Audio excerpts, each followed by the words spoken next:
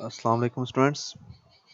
I hope you all will be fine and I hope कि आप लोगों को last lecture की समझ भी आई होगी. So we start with Bismillah Rahman Rahim. So today is our fourth lecture. Today is Thursday, 16 April 2020. So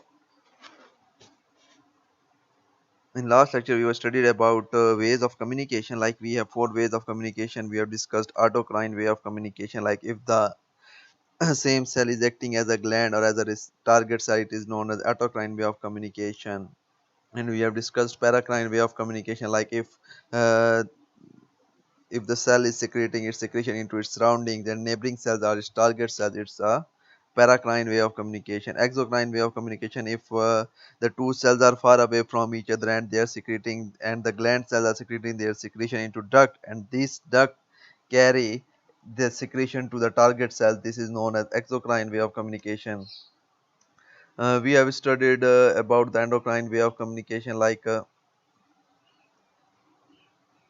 it is a type of communication in which two far away cells communicate with each other by means of blood, like the gland secrete their secretion into blood, and blood take the secretion to the target cells. So in last lecture, I have questioned you about the why acid don't harm stomach while it harms intestine.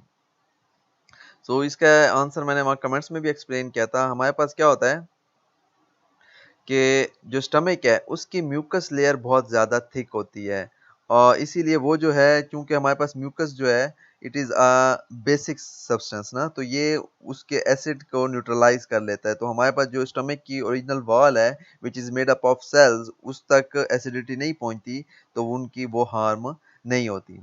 हमारे पास जो mucus layer है, कुछ लोगों ने कहा कि सिर्फ स्टमक में म्यूकस होती है. हमारे पास इंटेस्टाइन में भी म्यूकस मेम्ब्रेन होती है, उसकी लेयर होती है. बट जो स्मॉल इंटेस्टाइन है उसकी म्यूकस लेयर जो है, म्यूकस मेम्ब्रेन की लेयर, वो बहुत ज़्यादा थिन होती है. बिकॉज इंटेस्टाइन में जो पीएच है वो ऑलरेडी बेसिक होती है 7.2, तो इतनी ज़्यादा म्यूकस की लेयर की ज़रूरत है या म्यूकस मेम्ब्रेन की ज़रूरत नहीं है.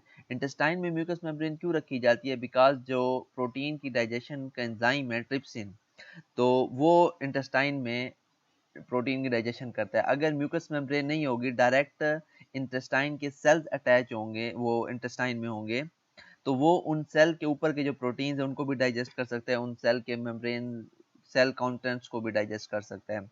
एज अ रिजल्ट हमारे पास अल्सर, जिसको हम पेप्टिडिक अल्सर्स कहते हैं, वो काज हो जाते हैं.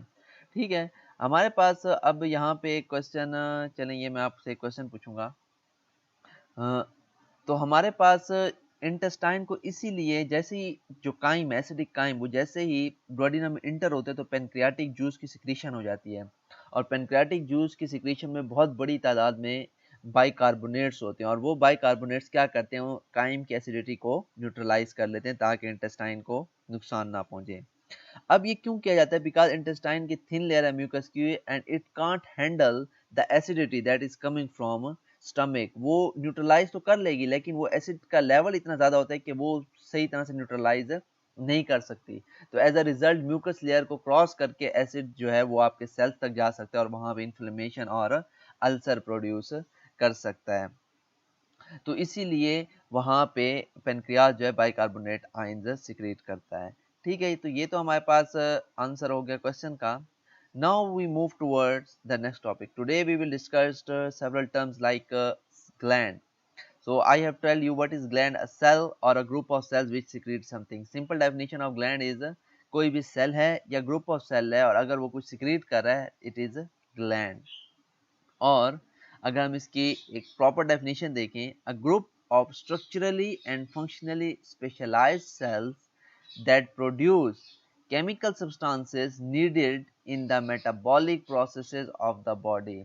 कि हमारे पास किसी भी सेल्स का, स्पेशलाइज सेल्स का, एक स्ट्रक्चरली और फंक्शनली स्पेशलाइज सेल्स हों जो कुछ ऐसे केमिकल सब्सटेंसेस रिलीज करेंगे जो बॉडी के डिफरेंट मेटाबॉलिक प्रोसेसेस में इस्तेमाल हो। मेटाबॉलिक प्रोसेस हम किसे कहते हैं?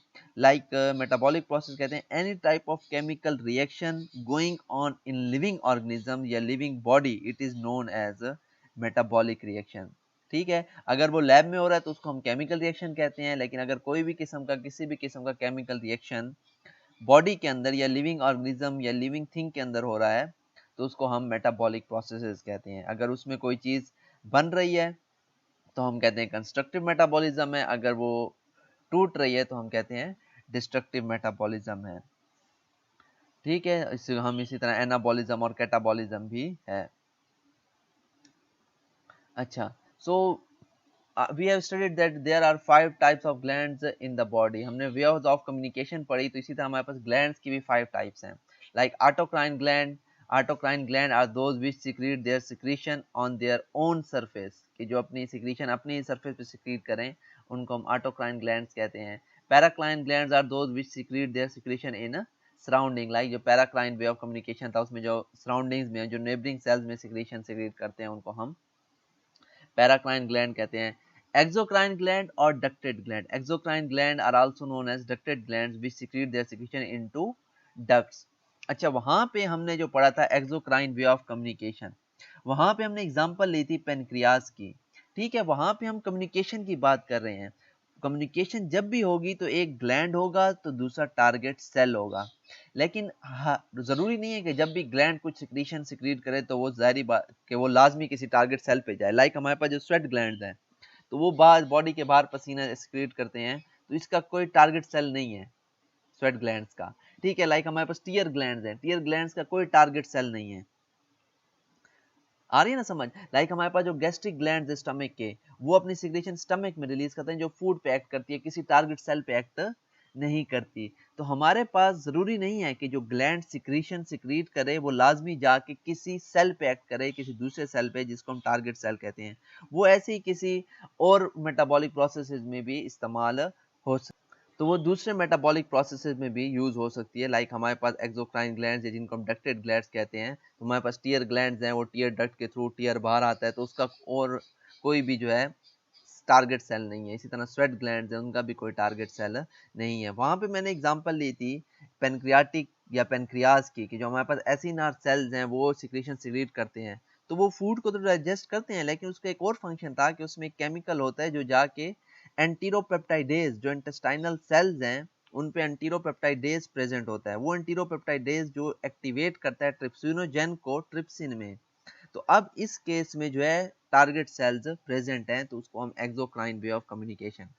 तो फर्क क्या है कि अगर हम वे ऑफ कम्युनिकेशन पढ़ रहे हैं तो उसमें लाजमी टारगेट सेल होगा, क्योंकि बिटवीन सेल्स कम्युनिकेशन होती है। तो एक और दूसरा सेल, तो एक जो सिक्रीट कर रहा है, जो मैसेज दे रहा है, वो हम ग्लैंड कहलाते हैं, और जो मैसेज रिसीव कर रहा है उसको हम टारगेट सेल। लेकिन जब हम ग्लैंड्स पढ़ते हैं तो जरूरी नहीं है कि इसमें लाजमी टारगेट सेल हो। ठीक है, तो हमारे पास बहुत से ज्यादा ऐसे एक्सोक्राइन ग्लैंड्स हैं कि जिसके टारगेट सेल्स नहीं होते। एंडोक्राइन ग्लैंड्स और डक्टलेस ग्लैंड्स, हमारे पास एंडोक्राइन ग्लैंड्स उनकी कोई डक्ट नहीं होती, so therefore they secrete their secretion into the blood. तो मोस्टली हमारे पास जितने भी एंडोक्राइन ग्लैंड्स हैं, चूंकि वो ब्लड में सीक्रेट कर रहे हैं, तो इसका मतलब है उनकी लाजमी हर एंडोक्राइन ग्लैंड का कोई ना कोई टारगेट सेल लाजमी होगा। एक और टाइप के ग्लैंड्स हैं हमारे पास which are known as heterocrine gland. Now heterocrine gland are those glands which act both as endocrine gland and exocrine gland। Like हमारे पास फॉर एग्जांपल जो पेनक्रियाज है, it is known as heterocrine gland. क्यों? Because it acts both as an exocrine gland और endocrine gland. Exocrine function जो है pancreas का, वो पेनक्रियाटिक जूस सिक्रीट कर रहा है जो पेनक्रियाटिक डक्ट के थ्रू इंटेस्टाइन में जा रहा है। अब यहाँ पे डक्ट आ गई तो ये एक्सोक्राइन ग्लैंड है। इसके अलावा जो हमारे पास पेनक्रियाज इंसुलिन सिक्रीट कर रहा है, तो इंसुलिन वो सिक्रीट करता है डायरेक्टली ब्लड में, तो जब ब्लड में सिक्रीट कर रहा है तो ये क्या बन गया, ये एंडोक्राइन फंक्शन है। तो ऐसे ग्लैंड्स या ऐसे पार्ट्स ऑफ बॉडी जो एक्सोक्राइन फंक्शन भी करें और एंडोक्राइन फंक्शन भी परफॉर्म करें तो उनको हम हेटेरोक्राइन ग्लैंड कहते हैं। अच्छा, टारगेट सेल्स क्या है हमारे पास? तो target cells simply cells which are affected by the secretion of glands are called target cells. कि हमारे पास सिंपली वो सेल्स के जो अफेक्ट हों by the secretion of target cells उनको sorry by the secretion of glands are known as target cells. Like जो message receive कर रहे हैं, जो सिक्रीशन ग्लैंड ने सिक्रीट किया है, उस सिक्रीशन को रिसीव कर रहे हैं, उनको हम टारगेट सेल कहते हैं। टारगेट सेल क्यों टारगेट सेल बनते हैं और वो किस तरह रिसीव करते हैं? Because the target cells have specific receptors on their plasma membrane or cytoplasm। ठीक है, हमारे पास क्या होता है कि सिक्रीशन ग्लैंड ने सिक्रीट की, अब वही सेल उसके टारगेट सेल्स होंगे जिनके पास उस सिक्रीशन के अगेंस्ट कुछ रिसेप्टर होगा, मींस वो उस सिक्रीशन को रिसीव कर सकेंगे। हमारे पास डिफरेंट टाइप से रिसेप्टर्स हैं। हमारे पास मोस्टली प्लाज्मा मेम्ब्रेन की सरफेस पे रिसेप्टर होते हैं और कुछ रिसेप्टर हमारे पास साइटोप्लाज्म में भी होते हैं सेल के। So basically we have two types of target cells. One is the specific target cells and second are the general target cells or generalized target cells. Specific target cells कौन से होते हैं? These are if the secretion of gland has receptors on some specific cells of the body. ठीक है, like अगर gland ने जो secretion secrete की है और उसकी जो सिक्रीशन है वो बॉडी के कुछ सेल्स पे उसके रिसेप्टर प्रेजेंट है और बाकी सेल्स पे रिसेप्टर नहीं है, तो हम उसको स्पेसिफिक टारगेट सेल्स कहते हैं। लाइक फॉर एग्जांपल हमने पीछे पढ़ा that pituitary is secreting TSH, thyroid stimulating hormone. अब थायराइड स्टिमुलेटिंग हार्मोन के रिसेप्टर बॉडी में सिर्फ थायराइड ग्लैंड के सेल्स पे प्रेजेंट है, बाकी पूरी बॉडी में कहीं भी टीएसएच के रिसेप्टर्स प्रेजेंट नहीं है। Now these target cells जो thyroid gland है, it is the specific target cells, the cells of thyroid gland are the specific target cells of TSH, thyroid stimulating hormone के specific target sales हैं। Because पूरी body में जो TSH के receptors हैं वो सिर्फ थायराइड ग्लैंड पे ही प्रेजेंट हैं। आई होप समझ आ गई होगी आप लोग को। जनरल टारगेट सेल्स हम किसे कहते हैं? जनरल टारगेट सेल्स हम वो कहते हैं कि ऐसे सेल्स या ऐसे सिक्रीशन जिसके जो रिसेप्टर हैं वो it is present on all cells of the body. Like if the secretion of gland has receptors on all cells of the body. ठीक है, लाइक हमारे पास अगर किसी ग्लैंड ने कोई सिक्रीशन किया है और बॉडी के जितने भी सेल्स हैं उन तमाम की सरफेस पे उसके रिसेप्टर मौजूद हैं, तो हम इनको कहते हैं general target cells. Like for example हमारे पास जो ग्रोथ हार्मोन है, ठीक है, अब ग्रोथ हार्मोन क्या करता है? सेल्स की ग्रोथ करता है। और ग्रोथ किस तरह होती है? या तो उसके साइज में इंक्रीज करता है या फिर उसकी डिवीजन कराता है, जिसको हम हाइपरप्लेजिया और हाइपरट्रॉफिज्म कहते हैं। हाइपरप्लेजिया कहते हैं हम increase in the number of cells, like वो ग्रोथ हार्मोन जाके सेल डिवीजन के प्रोसेस को इनिशिएट करता है। और हाइपरट्रॉफी हम कहते हैं increase in the size of the cell. अब जो ग्रोथ हार्मोन है इसके रिसेप्टर्स बॉडी के तमाम सेल्स में प्रेजेंट है। लाइक जब भी कोई भी लिविंग ऑर्गेनिज्म, कोई भी ऑर्गेनिज्म ग्रोथ करता है तो ये नहीं है कि उसकी बॉडी के कुछ पार्ट्स ग्रोथ करते हैं, उसके फुट भी, उसके हैंड्स भी ग्रोथ कर रहे होंगे, उसके स्टमक भी ग्रोथ करेगा, उसके इंटेस्टाइन्स भी ग्रोथ करेंगी, उसकी बॉडी के ईच एंड एवरी सेल क्या हो कर रहा होगा? ग्रोथ कर रहा होता है। तो अब जो ग्रोथ हार्मोन है इसके जो टारगेट सेल्स हैं या इसके जो रिसेप्टर हैं वो बॉडी के तमाम सेल्स पे प्रेजेंट है, तो इसलिए हम इनको जनरलाइज या जनरल टारगेट सेल्स कहते हैं। ठीक है, तो आई होप कि यहाँ तक आप लोगों को समझ आ गई होगी इसकी। Now we move to the next topic that is hormone. So अगर first of all we will study about the etymology. Etymology हम कहते हैं कि किसी भी सेल का कोई जो वर्ड है वो कहाँ से ओरिजिनेट हुआ है, किसने फर्स्ट टाइम यूज किया है और वो उसके मतलब क्या है। So word hormone is derived from Greek word, Greek origin है इसका, जिसका मत Greek word not hormone it's hormon, E is absent. So word hormone is derived from Greek word harmon which means to excite। क्या करना? कि excite करना और to set in motion। like हमने क्या कहा कि पिट्यूटरी ग्लैंड सिक्रीट कर रहे TSH। अब TSH क्या है? हार्मोन है। ठीक है, और ये TSH क्या करता है? ये जाके थायराइड ग्लैंड को स्टिमुलेट करता है, एक्साइट करता है कि आप थायराइड हार्मोन की सिक्रीशन स्टार्ट करो। तो वर्ड हार्मोन जो है डिराइव्ड हुए ग्रीक वर्ड से, जिसका मतलब जो है हार्मन, और हार्मन का मतलब है to excite, and this term was first coined means जिसने पहली बार word hormone यूज किया था, it was first coined by Starling scientist था जिसने पहली बार वर्ड हार्मोन यूज किया था। अगर हम डेफिनेशन देखें हार्मोन की, it is defined as a chemical substance, sorry ये यहाँ पे,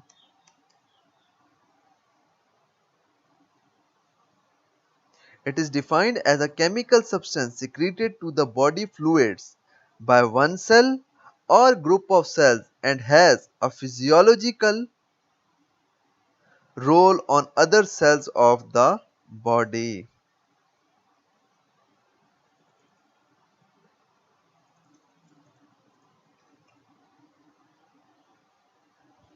ठीक है, a chemical substance ऐसा chemical substance that is secreted by body to the body fluids. ठीक है, कोई भी केमिकल सब्सटेंस अगर कोई सेल या group of cell body fluids में सिक्रीट करे, बॉडी फ्लूइड्स हमारे पास क्या है, लाइक अगर वो ऑटोक्राइन या पैराक्राइन वे ऑफ कम्युनिकेशन या ऑटोक्राइन या पैराक्राइन ग्लैंड है तो वो एक्स्ट्रा सेलुलर फ्लूइड में रिलीज कर रहा है अपना केमिकल, और अगर वो एंडोक्राइन ग्लैंड है तो वो बॉडी फ्लूइड ब्लड में सिक्रीट करे अपने सिक्रीशन बाय वन सेल और अ ग्रुप ऑफ सेल्स, कि अगर एक सेल या ग्रुप ऑफ सेल्स कोई भी केमिकल सिक्रीशन सिक्रीट करें कहाँ पे, इनटू बॉडी फ्लूइड्स, और बॉडी फ्लूइड में हमारे पास एक्स्ट्रा सेलुलर फ्लूइड आता है अगर ऑटोक्राइन और पैराक्राइन ग्लैंड है, और अगर एंडोक्राइन ग्लैंड्स हैं तो वो ब्लड में सिक्रीट करते हैं।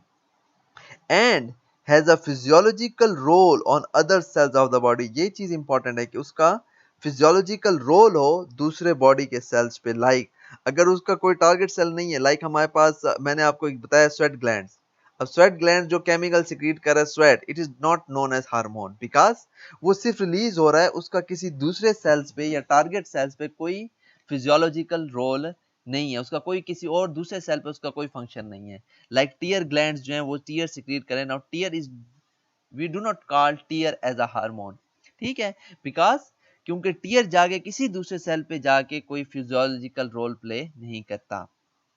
तो हमारे पास हार्मोन सिर्फ उस केमिकल सब्सटेंस को कहते हैं कि जो ग्लैंड्स की तरफ से कोई सेल या ग्रुप ऑफ सेल की तरफ से सिक्रीट हो into the body fluids, and body fluid में be blood in case of endocrine gland and extracellular fluid in case of autocrine and paracrine glands, and this secretion must has a physiological role on other cells of the body, के लाजमी वो दूसरे sales में जाके कोई ना कोई function perform करे। फिजियोलॉजिकल हमने कहा, फिजियोलॉजी में हम फंक्शन स्टडी करते हैं, तो लाजमी कोई ना कोई उसका फंक्शन हो दूसरे सेल्स पे। एक और जो इसकी हमारे पास डेफिनेशन है, अ केमिकल सिग्नल और अ मैसेंजर, लाइक क्या है हमारे पास, ये जो हार्मोन है ये एक मैसेज है, मैसेंजर है जो ग्लैंड से मैसेज लेके जा रहा है और टारगेट सेल को पहुंचा रहा है, तो ये एक ऐसा केमिकल सिग्नल है या मैसेंजर है प्रोड्यूस्ड बाय ग्लैंड्स, जो ग्लैंड्स प्रोड्यूस कर रहे हैं, दैट अफेक्ट, जो मुतासिर कर रहा है the behaviour of other glands, जो दूसरे ग्लैंड्स के बिहेवियर को या तो अफेक्ट कर रहा है, और टिश्यूज या फिर दूसरे टिश्यूज को, टिश्यू कोई भी हो सकता है, लाइक अगर हम देखें कि जो टीएसएच है it is affecting the behaviour of thyroid gland, तो पिट्यूटरी ग्लैंड एक ग्लैंड सिक्रीट कर रहा है और जाके ये दूसरे ग्लैंड के बिहेवियर को अफेक्ट कर रहा है, तो मैसेंजर है, ये मैसेज लेके जा रहा है। मैसेज क्या है कि भाई आप थायराइड हार्मोन्स को की सिक्रेशन करो, तो पिट्यूटरी ग्लैंड ने क्या किया, टीएसएच रिलीज किया। टीएसएच क्या है, हार्मोन है, और ये क्या है, इसको हम मैसेंजर कहते हैं कि ये मैसेज लेके जा रहा है। मैसेज क्या है कि ये जाएगा थायराइड ग्लैंड को स्टिमुलेट करेगा, जैसे ही थायराइड ग्लैंड स्टिमुलेट होगा ये मैसेज पहुंचाएगा कि आप थायराइड हार्मोन सिक्रीट करो, तो थायराइड हार्मोन सिक्रीट हो जाएगा। तो ये एक फिजियोलॉजिकल रोल था कि उसने एक फंक्शन परफॉर्म किया। क्या फंक्शन था कि थायराइड ग्लैंड को स्टिमुलेट किया कि आप अपने हार्मोन सिक्रीट करो, और दूसरे टिश्यूज पे भी इसका रोल होगा।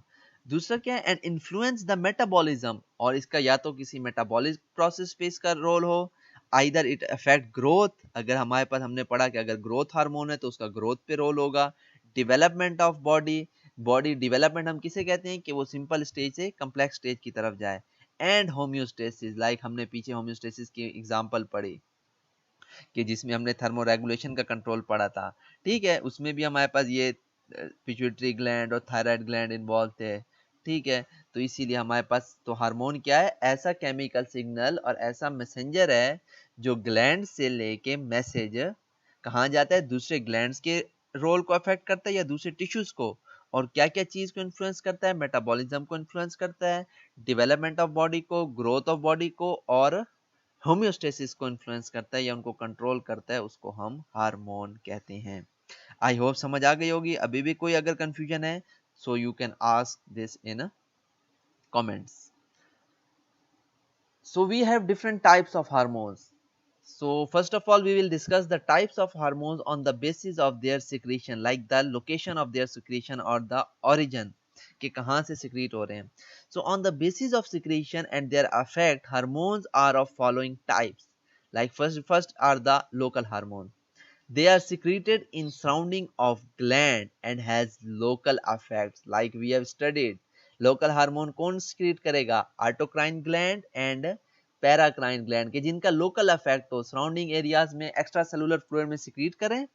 और अब देखो हमारे पास कि हमारे पास ऑटोक्राइन ग्लैंड और पैराक्राइन ग्लैंड जो हार्मोन सिक्रीट करते हैं उनको हम लोकल हार्मोन्स कहते हैं। फॉर एग्जांपल जो हमारे पास एसिटाइल कोलिन है, लाइक पीछे हमने पढ़ा था, अगर मैं आपको दिखाऊं,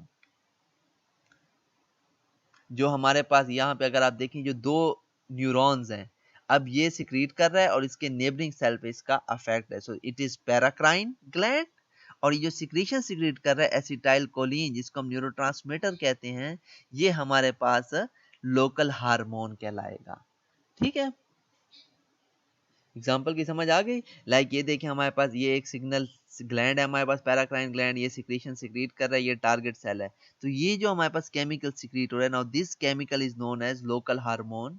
और ये भी हमारे पास लोकल हार्मोन है बिकॉज इनके क्या है, लोकल अफेक्ट हैं, कहीं दूर नहीं जा रहे, अपनी सराउंडिंग्स में अपने अपने उसी ग्लैंड सेल पे ही एक्ट कर रहा है या नेबरिंग सेल पे एक्ट कर रहा है। तो this type of chemicals are known as local hormones.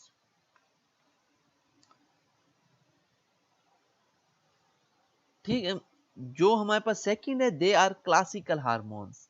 So those hormones that are secreted by classical endocrine glands, like हमारे पास इंसुलिन, ग्लूकागन। अगर हम क्लासिकल एंडोक्राइन ग्लैंड्स देखें तो हमारे पास we have hypothalamus, pituitary gland, pineal gland, parathyroid gland, thyroid gland, thymus है, adrenal gland, pancreas, like हमारे पास किडनीज के ऊपर जो एड्रिनल ग्लैंड है। ठीक है, like we have ovaries, we have testis in male and ovaries in female. So we have about 9 classical endocrine glands, 1 2 3 4 5 6 7 और ये 8 gonads and thymus is 9। ठीक है, so we have classical endocrine glands.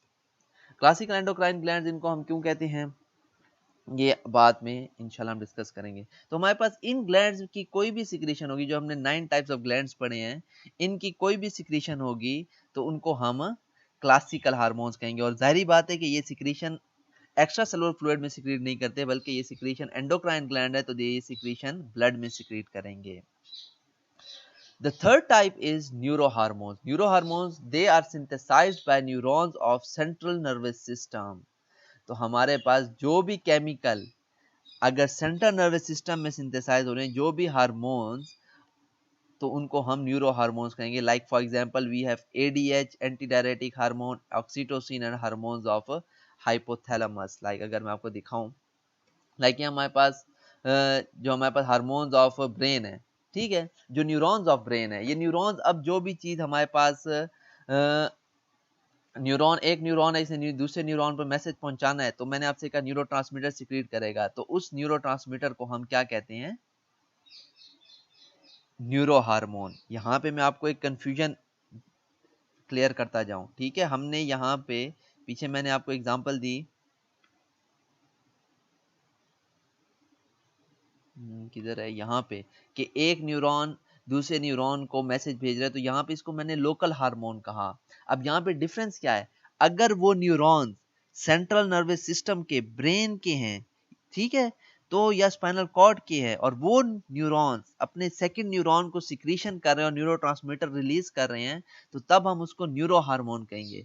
लेकिन अगर पूरी बॉडी, जो हमारे पास सेंट्रल नर्वस सिस्टम के अलावा जो पेरिफेरल नर्वस सिस्टम के न्यूरॉन्स हैं, ठीक है, अगर वो एक दूसरे के साथ कम्युनिकेट कर रहे हैं बाय मींस ऑफ न्यूरोट्रांसमीटर, तो उसको हम लोकल हार्मोन कहेंगे। वापिस मैं एक्सप्लेन कर दूं कि हमारे पास दोनों न्यूरॉन्स हैं, लेकिन कुछ न्यूरॉन्स की सिक्रीशन को हम लोकल हार्मोन कह रहे हैं, कुछ न्यूरॉन की सिक्रीशन को हम न्यूरो हार्मोन कह रहे हैं। तो वो न्यूरॉन्स जो पेरिफेरल नर्वस सिस्टम के न्यूरॉन्स और हमारे पूरी बॉडी में फैले हुए हैं, तो उनको हम कहते हैं, उनके सिक्रीशन को हम लोकल हार्मोन कहते हैं। लेकिन अगर न्यूरॉन सेंट्रल नर्वस सिस्टम के हैं, like central nervous system, brain और स्पाइनल कॉर्ड के न्यूरॉन हैं और वो अपने नेक्स्ट न्यूरॉन में कुछ केमिकल के थ्रू मैसेज पहुंचा रहे हैं, तो that chemical is known as neuro hormone. तो न्यूरो हार्मोन्स हम कहते हैं कि वो केमिकल्स जो हमारे पास सेंट्रल नर्वस सिस्टम सिंथेसाइज करे, तो उसको हम न्यूरो हार्मोन्स कहते हैं। तो ये हमारे पास लाइक डिफरेंट ब्रेन के न्यूरॉन्स हैं जो एक दूसरे को मैसेजेस पहुंचा रहे हैं। तो ये जो केमिकल्स बनाते हैं और उनको सिक्रीट करते हैं और वो केमिकल जो है दूसरे हार्मोन न्यूरॉन तक जाता है, तो उसको हम न्यूरो हार्मोन कहते हैं। इसके अलावा हमने न्यूरो हार्मोन में अगर हम देखें, यहाँ पे मैंने आप एक और दो हमने पढ़े, like ADH and oxytocin. ADH anti diuretic hormone. तो हमारे पास anti diuretic hormone basically secrete करता है पोस्टीरियर पिट्यूटरी। ये हमारे पास पिट्यूटरी ग्लैंड है सारा, ठीक है। This is anterior pituitary lobe and this is posterior pituitary lobe. ये आगे आगे डिटेल में पढ़ाऊंगा मैं आपको। अब जो हमारे पास एडीएच है and oxytocin, they are released by posterior pituitary gland. लेकिन अब जो ये पिट्यूटरी ग्लैंड है, it is not a part of central nervous system. लेकिन हम इनको न्यूरो हार्मोन्स क्यों कहते हैं? because these two chemicals, yeah, these two hormones are synthesized in the neurons present in hypothalamus. ये हाइपोथैलेमस है, यहाँ पे जो हाइपोथैलेमिक न्यूरॉन्स हैं वो यहाँ पे इन केमिकल्स को सिंथेसाइज करें, इन हार्मोन्स को, और ये केमिकल्स इनके लॉन्ग एक्सॉन्स के थ्रू आके एक्सॉन ओपन हो रहे हैं पोस्टीरियर पिट्यूटरी में और वहां पे ये रिलीज हो रहे हैं। तो अब देखें यही न्यूरॉन्स हैं, लेकिन चूंकि ये सेंट्रल नर्वस सिस्टम के न्यूरॉन्स हैं और वहां पे इनकी सिंथेसिस हो रही है, तो इसलिए हम इनको न्यूरो हार्मोन्स कहते हैं। वापिस मैं एक्सप्लेन कर दूं इसको कि हमारे पास जो पोस्टीरियर पिट्यूटरी ग्लैंड है, दिस वन, ये दो हार्मोन सिक्रीट करता है, एडीएच एंड ऑक्सीटोसिन। इन दो हार्मोन्स को भी हम न्यूरो हार्मोन्स कहते हैं। इनको न्यूरो हार्मोन्स क्यों कहते हैं? अब ये हमारे पास पोस्टीरियर पिट्यूटरी सिक्रीट कर रहा है लेकिन वजह क्या है कि चूंकि ये हार्मोन हमारे पास सिंथेसाइज होते हैं हाइपोथैलेमस में, और हाइपोथैलेमस में जो न्यूरॉन्स हैं वो इनको सिंथेसाइज करते हैं और ये उनके एक्सॉन्स के थ्रू आते हैं, और ये उनके एक्सॉन्स जो हैं उन एक्सॉन्स के टर्मिनल चूंकि पोस्टीरियर पिट्यूटरी ग्लैंड में प्रेजेंट है, तो इनकी सिक्रीशन पोस्टीरियर पिट्यूटरी ग्लैंड से होती है। लेकिन चूंकि सिंथेसाइज इनकी मैन्युफैक्चरिंग कहाँ हो रही है? हाइपोथैलेमस के न्यूरॉन्स में, और ये hypothalamus is the part of brain, central nervous system, तो इसलिए हम इनको न्यूरो हार्मोन्स कहते हैं। सो आज के लिए मेरे ख्याल में इतना बहुत है, हमारे पास टाइम ज़्यादा हो गया। तो अगर हमारे पास अगर आप लोग के कोई क्वेश्चन है तो आप लोग कमेंट सेक्शन में पूछ सकते हैं। और मैंने ये नोट किया है कि हमारे पास जो गर्ल्स हैं वो थोड़ा बहुत लेक्चर में आई थिंक इन्वॉल्वमेंट ले रही हैं, क्वेश्चंस भी पूछ रही हैं और क्वेश्चन के आंसर्स भी दे रही हैं। और मोस्टली बीएस की जो गर्ल्स हैं, एमएससी की गर्ल्स भी इतना ज़्यादा क्वेश्चन के आंसर नहीं दे रही। आई डोंट नो कि या तो वो लेक्चर सुन नहीं रहे, क्लास अटेंड नहीं कर रहे, या क्या मसला है। और बॉयज़ बिल्कुल भी क्लास में पार्टिसिपेट नहीं कर रहे, ना तो वो कोई क्वेश्चन पूछ रहे हैं, ना ही जो मैं क्वेश्चन पूछता हूँ उनके आंसर नहीं दे रहे। तो बॉयज़ प्लीज़ आप भी थोड़ा बहुत इंटरेस्ट लें क्लास में, ताकि आप लोग चूंकि आंसर देते हैं तो इससे मुझे पता चलता है कि आप लोगों का कॉन्सेप्ट लेवल क्या है, आप लोगों की जो फिजियोलॉजी 1 आपने पढ़ी है उसमें कितना कॉन्सेप्ट आप लोग का बना है। इसलिए ये क्वेश्चंस मैं पूछता हूँ, और दूसरा इससे जो है थोड़ा डिस्कशन करने का और थोड़े आपके कॉन्सेप्ट्स भी क्लियर हो जाते हैं। सो एमएससी के गर्ल्स और बॉयज़ एंड बीएस की गर्ल्स मोस्टली बहुत ज़्यादा पार्टिसिपेट कर रही हैं। इसके लिए मैं उनको वेरी गुड भी कहना चाहूँगा। और जो बीएस के बॉयज़ हैं वो बिल्कुल भी पार्टिसिपेट नहीं कर रहे, तो सब पार्टिसिपेट करें, क्वेश्चन के आंसर्स दिया करें, और कोई भी क्वेश्चन हो प्लीज़ वो पूछा करें। बिकॉज क्वेश्चन जब आप पूछेंगे तो आपका कॉन्सेप्ट क्लियर होगा, और आपके साथ अगर किसी और के दिमाग में वो क्वेश्चन हुआ और उसने ना पूछा तो दूसरे स्टूडेंट्स का भी वो क्वेश्चन क्या हो जाएगा? क्लियर हो जाएगा। ठीक है। सो आज का जो क्वेश्चन है हमारे पास, today's question is it's from the cellular physiology level से है। ठीक है, that what is the role of ribosomes, endoplasmic reticulum and Golgi bodies in protein synthesis. You guys just have to explain the role of ribosome. ये जो 3 organelles हैं, ribosome, endoplasmic reticulum and Golgi bodies, इन 3 organelles का protein synthesis में specific जो protein की synthesis है उसमें क्या रोल है, इसको आपने एक्सप्लेन करना है। ठीक है, ये सेलुलर फिजियोलॉजी का क्वेश्चन है।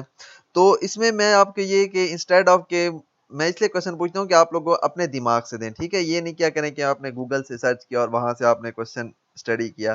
ठीक है, तो आप लोग क्वेश्चन का आंसर अपने दिमाग से कि आपके कॉन्सेप्ट में क्या आ रहा है। ठीक है, कोई भी चीज अगर आप रट्टा मारा हुआ है कि ये चीज है, तो उसको मैं कहता हूँ कि कॉन्सेप्ट नहीं कहते। कॉन्सेप्ट वो होता है कि किसी भी आंसर ऐसा क्वेश्चन जिससे आप पहले ना गुजर चुके हो और उसको आप अपने दिमाग में प्रेजेंट जो आपका नॉलेज है या पुरानी इंफॉर्मेशन है उसके थ्रू डिफरेंट लिंक्स बना के उसका आंसर अगर आप दें, तो इसको कॉन्सेप्ट कहा जाता है। ठीक है, तो ये आज का क्वेश्चन है, इसको आई होप आप सारे जो हैं क्वेश्चन का आंसर देंगे। सो आज के लिए इतना काफ़ी है। Thanks for your participation in the lecture. और कोई भी क्वेश्चन हो you can ask in the comment section. So Allah Hafiz, stay safe and stay at home. और दुआ भी करनी है ताकि जल्द से जल्द हमारा ये कोरोना वायरस से पूरी इंसानियत की, पूरी दुनिया की जान छूट जाए। खुदा हाफिज।